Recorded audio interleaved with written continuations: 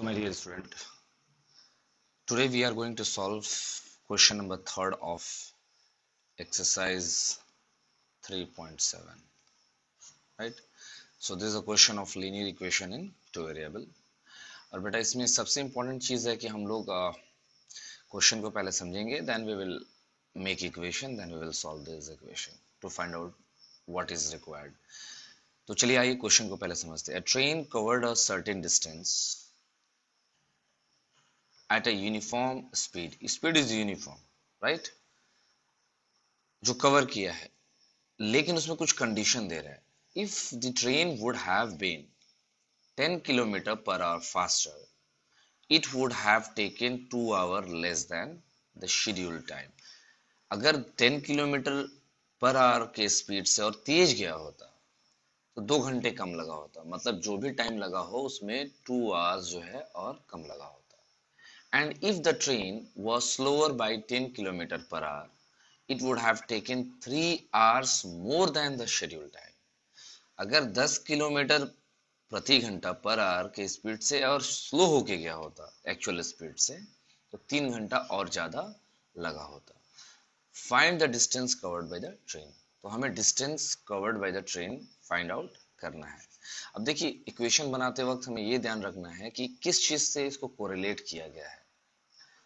Speed 2 cases में जोड़ा गया है और टाइम 2 केसेस में कम किया गया है. आप एक चीज तो आपको समझना होगा, डिस्टेंस कवर्ड जो है वो चेंज नहीं हो रहा है, वो सेम है.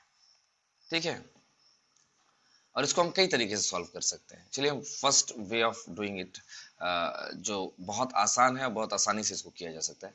Let the distance covered by train be x. क्या मान लेते हैं? X. And uniform speed of train, जो रियल स्पीड जिससे गया है उसको मान लेते हैं y. ठीक है. सो टाइम टेकन क्या होता है? Distance upon speed. Distance is x kilometre, distance is x kilometre and speed is y kilometre per our. So this will come in r. X upon y, hours will be the time, actual time taken. Now there are two condition कि एक बार speed 10 kilometre faster हो जाता तो क्या होता, और एक बार 10 kilometre per our slower हो जाता तो क्या हो जाता. तो चलिए आइए कंडीशन वाइज हम लोग लेते हैं.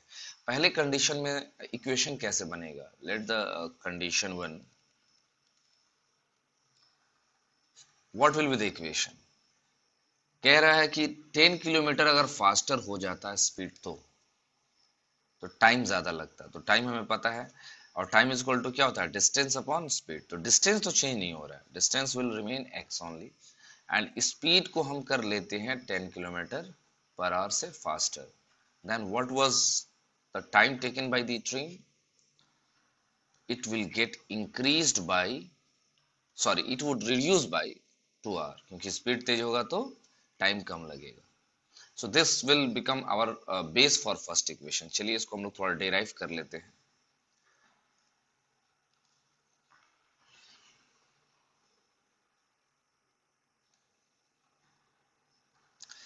so when we will move forward, what we will do कि x upon y plus 10 minus x upon y is equal to minus 2.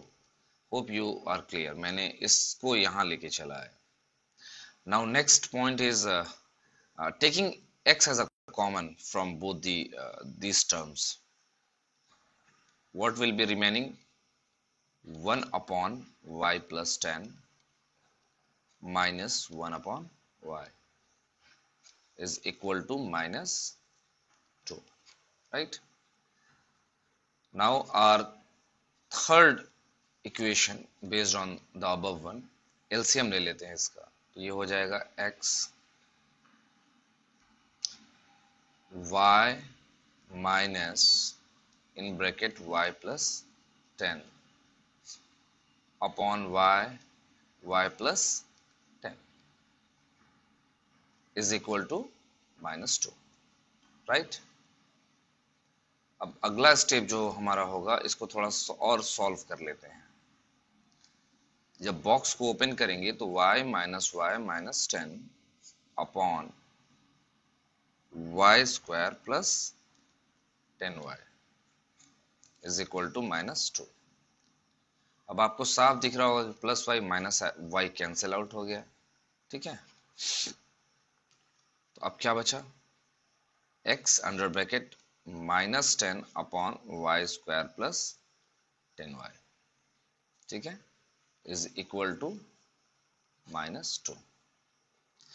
अब एकदम हम लोग लास्ट स्टेप पे हैं फर्स्ट इक्वेशन का, तो x इज इक्वल टू क्या हो जाएगा, इट विल बिकम -2, ये ऊपर वाला नीचे आ जाएगा -10 and under bracket y square plus 10y, minus minus cancel out and this will become 1/5।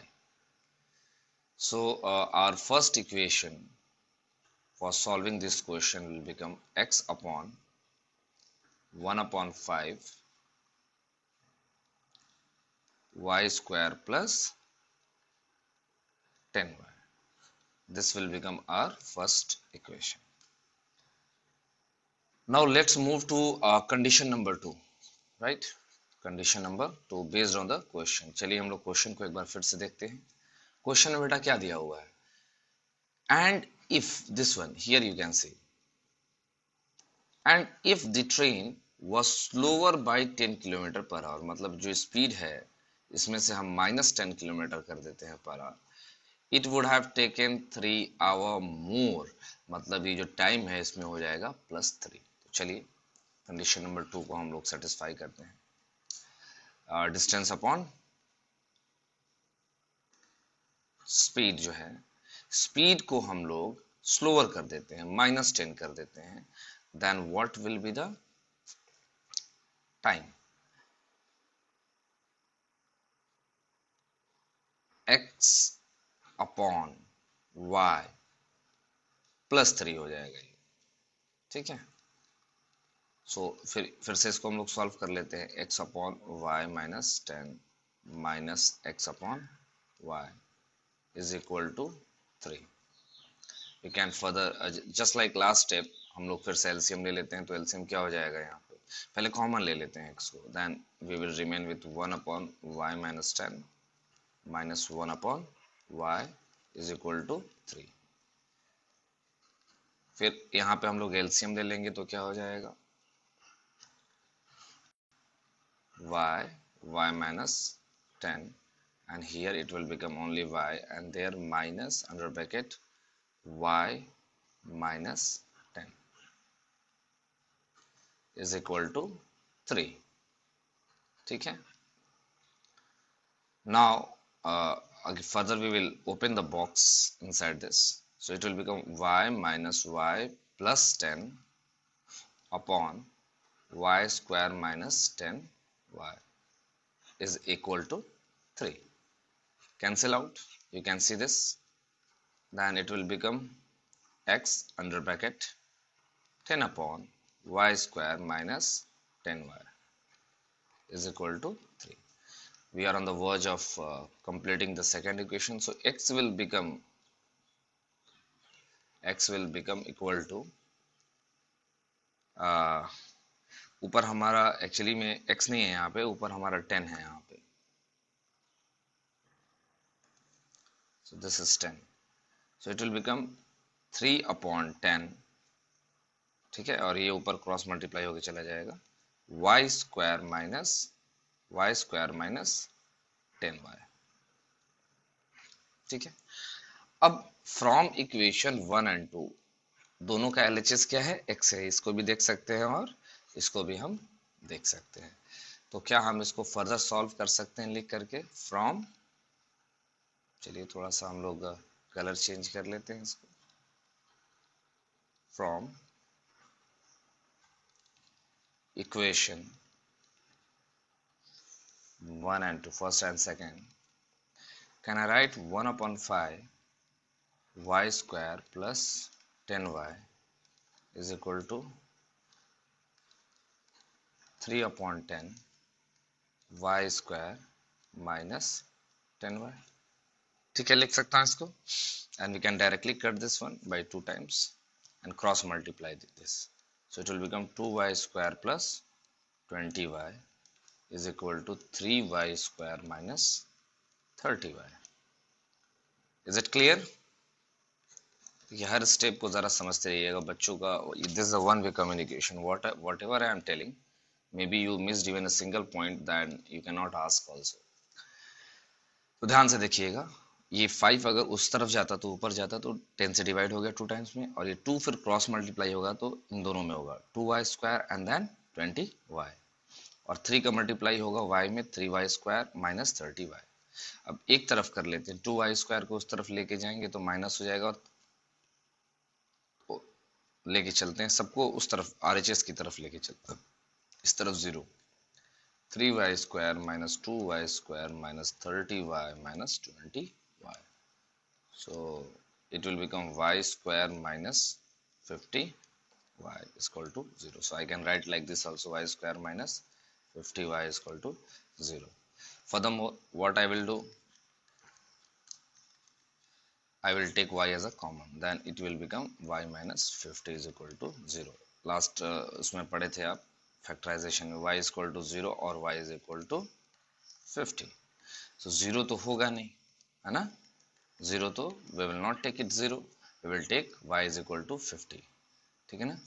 तो इस y का वैल्यू आ गया. अब इसको आप इक्वेशन 1 में या 2 में किसी में पुट कर दीजिए, x का वैल्यू आ जाएगा. Put the value of y in equation number 1. Equation number 1 में आप पुट कर दीजिए, आंसर आ जाएगा. सो इक्वेशन नंबर 1 हमारा क्या है, x is equal to 1 upon 5 y² plus 10y, y² plus 10y. So x is equal to 1 upon 5, and here it will become 50 square plus 10 into 50 is equal to 1 upon 5. 50 square means 2500 plus 500 is equal to कितना हो जाएगा, 1 upon 5 into 3000 is equal to 600. x कितना आ गया, 600, right? So now we are done with the things. इस equation को आप check भी कर सकते हैं. So speed of train is equal to y, which is equal to 50 km per hour, and distance covered is equal to x, which is equal to 600 kilometer, right? These are the answer. I hope it is clear. You can see once more. Any confusion, then you can ask me.